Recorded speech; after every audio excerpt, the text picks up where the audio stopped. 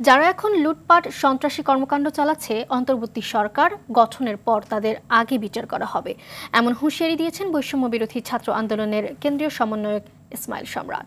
রাষ্ট্র সংস্কারের কাজ চলছে জানিয়ে সাময়িক অসুবিধার জন্য দুঃখ প্রকাশ করেছেন তিনি।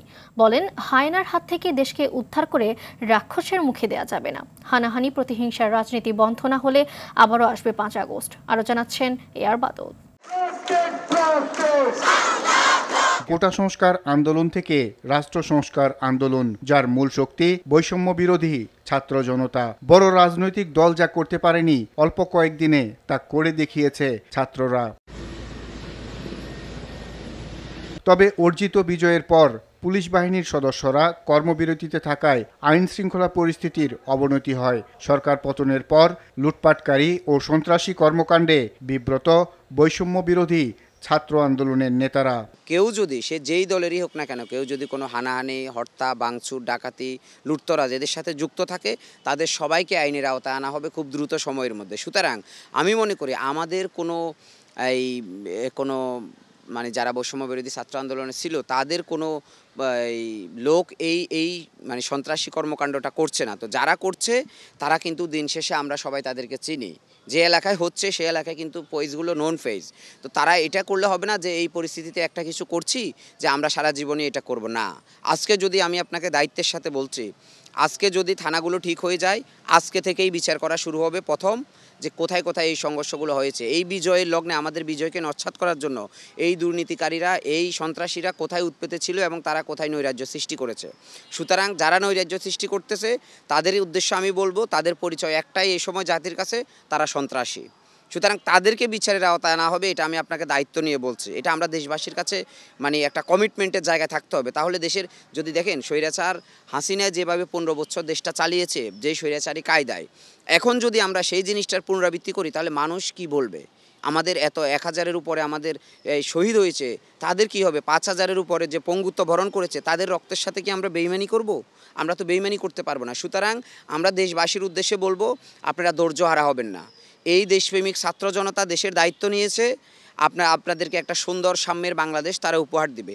সেটার জন্য আপনারাও সজাগ থাকতে হবে। আমি বলবো, যেইখানে আপনারা সাময়িক যদি কিছু না করতে পারেন, আপনারা বাধা দিবেন, যদি না শুনে আপনারা ভিডিও করে রাখবেন। আমরা কথা দিলাম প্রত্যেকটা অপরাধীর বিচারের আওতায় আনা হবে এবং বিচার করা হবে। অপরাধ করে কেউ পার পাবে না। আপনাদেরকে রাষ্ট্র অধিকার দেয় নাই আইনকে নিজের হাতে তুলে নেওয়ার জন্য। বৈষম্য বিরোধী ছাত্র আন্দোলন দেয় নাই, ইসলামও দেয় নাই। সুতরাং আইনকে যারা নিজের হাতে তুলে নিবে তাদেরকেও, যদি কোথাও হত্যা করা হয় হত্যার দায় তাকেও বিচারের মুখোমুখি করতে হবে। যদি কোথাও লুটতরাজ করা হয়, ডাকাতি মামলায়, তাকেও আগামী দিনে মানে বিচারের আওতায় আনবো আমরা। তো এখন যে 2 দিনে আপনি দেশে অন্ধকার, পুলিশ নাই, আপনি যা খুশি তা করে পার পেয়ে যাবেন, এরকমটা ভাবলে আসলে হবে না। এর যারা গোড়া পানিতে মাছ শিকার করার জন্য উৎপেতে বসে আছে তাদেরকে শুধু বলবো, পরিস্থিতি স্বাভাবিক হতে হয়তো আর 72 ঘন্টা লাগবে, 48 ঘন্টা লাগবে, 24 ঘন্টা লাগবে। তারপরে আপনারা কি করবেন? তারপরে তো আপনারা জাতির কাছে দুষ্কৃতিকারী, অপরাধী।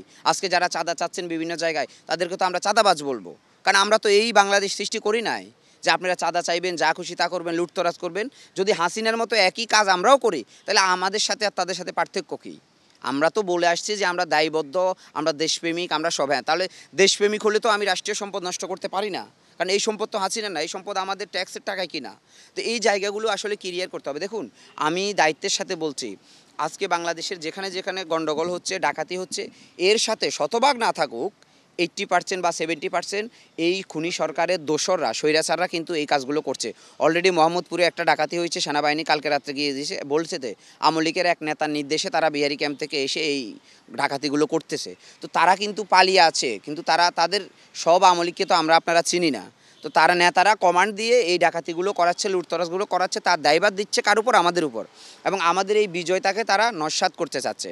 আমি বলবো, এই কুচক্রী মহল তারা হয়তো আমাদেরকে একটু সাময়িকভাবে বেকায়দায় ফেলছে, কিন্তু দিন শেষে এই বাংলাদেশে যে একটা গণ অভ্যুত্থান হয়েছে ছাত্র জনতার, এই বাংলাদেশ আগামী দিনে বিশেষ কোনো গোষ্ঠী, বিশেষ কোনো দল যদি স্বৈরাচারী কায়দায় এদেশের মানুষের উপর আবারও শাসন কার্য করতে চায়, শাসনভার নিতে চায়, সেটা আসলে আর সম্ভব হবে না। কারণ এই বিপ্লবে আমরা 90-এর এই স্বৈরাচার সরকারের পতনের পরে দেশটাকে ছেড়ে দিয়েছি রাজনীতিবিদদের হাতে, যে আপনারা তো দেশটা ভালো করবেন, আমরা ঘরে চলে গেছি।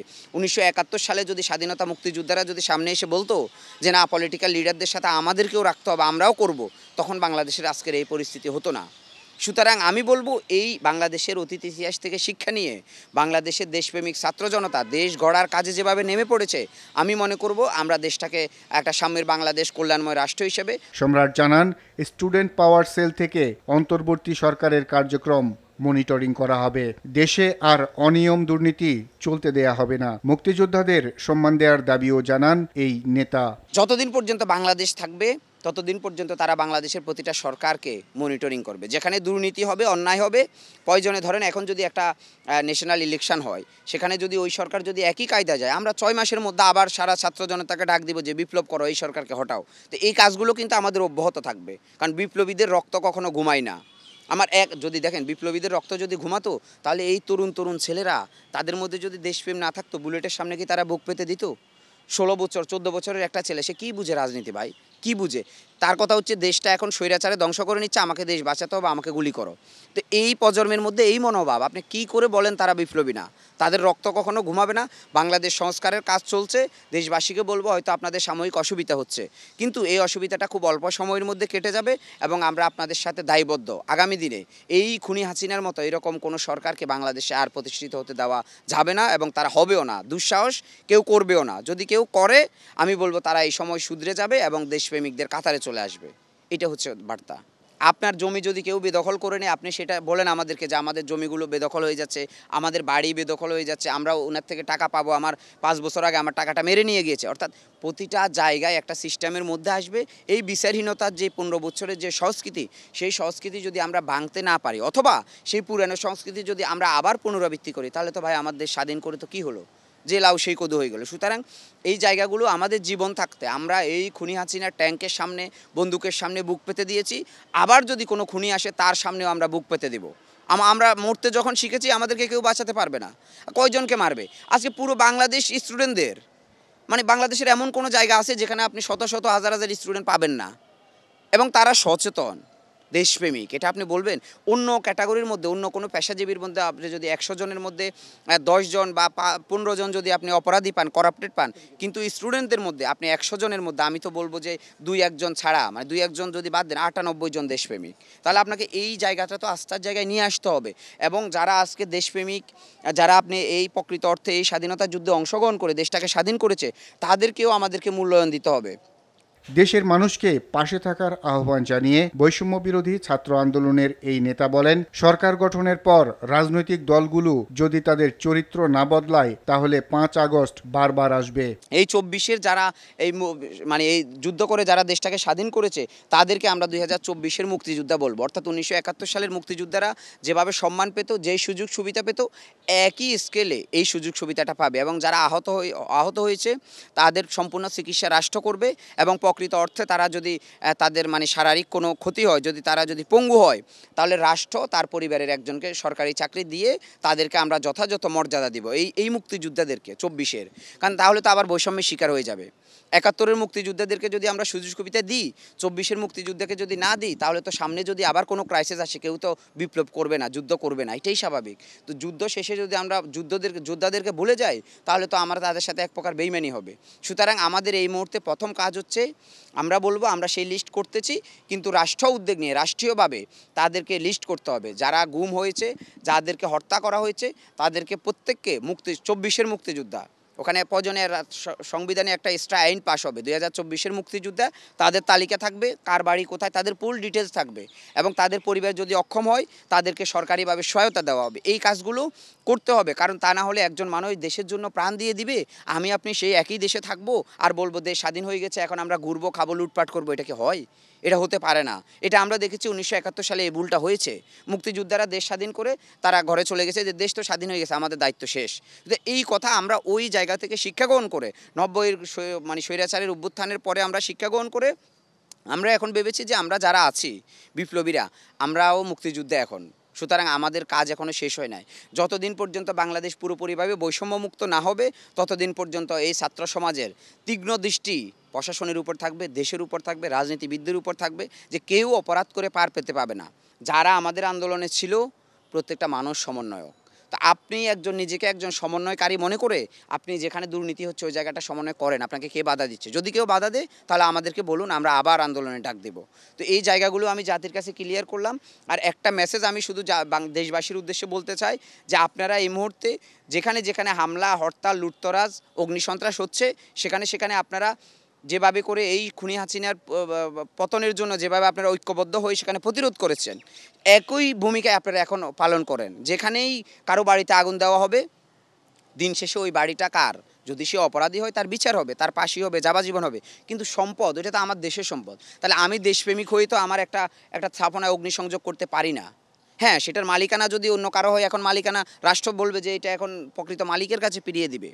কিন্তু এগুলো যদি করা হয়, আমরা এগুলোর জন্য দেশ স্বাধীন করি নাই। যে মানুষের মাঝে যে একটা ভাব ছিল যে আওয়ামী লীগ করলে, ছাত্রলীগ করলে চাকরি হবে, না হলে হবে না, কিন্তু এরকম ভাব যেন কোনো মানুষের মধ্যে আর না আসে। ভবিষ্যতে যেই সরকার হবে ওই সরকারের সাথে থাকলে চাকরি হবে, না হলে হবে না। এই জায়গাগুলো আমরা স্পষ্ট দায়িত্ব নিয়ে বলবো, এরকম ভাবার কোনো সুযোগ নেই।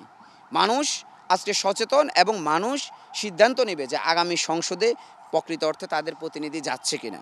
যদি আমরা দেখি না যায়, তাহলে আরেকবার বিপ্লব হবে প্রয়োজনে, সমস্যা নাই তো। বিপ্লব হবে, বিপ্লব যেহেতু শুরু হয়েছে, আমার ভাইরা যেহেতু গুলি করে মারা শিখে গেছে, তো তারা মরবেই, তাদেরকে কেউ বাঁচিয়ে রাখতে পারবে না যতদিন পর্যন্ত সাম্যের বাংলাদেশ প্রতিষ্ঠিত না হয়। এই 5ই আগস্টে হচ্ছে প্রত্যেকটা মন্ত্রী, এমপি, সরকারি কর্মকর্তা, কর্মচারী, আমাদের যে কেন্দ্রীয় মনিটরিং সেল থাকবে স্টুডেন্ট, তাদের সম্পদের হিসাব দিতে হবে। এরকম একটা রাষ্ট্রীয় আইন থাকবে যে প্রতি বছর একবার সরকার কে আসবে কে যাবে ডাজেন্ট কেয়ার, বাট তারা যারা সরকারি কর্মকর্তা, ধরেন আমি আজকে বিসিএস পুলিশে গেছি, আমার সম্পত্তি পরিমাণ কত, আর 1 বছর পরে আমার কত হওয়ার কথা। ধরেন আমার এখন 20,000 টাকা আছে, 1 বছর পরে তো আমার 20 কোটি টাকা হয়ে যাবে না, সে অস্বাভাবিক। তো এটার বাইরে যদি তারা কোনো সম্পদ যদি লুকায়, যেখানে লুকায় সেখানে সাধারণ মানুষ সেটা ওয়াকফ হয়ে যাবে, ওয়াকফ সম্পত্তি হয়ে যাবে। 5 আগস্টের ইতিহাস মনে রেখে রাজনৈতিক দলগুলো তাদের কার্যক্রম চালাবে বলে আশা করেন ইসমাইল সম্রাট। আর বাদল, RTV, ঢাকা।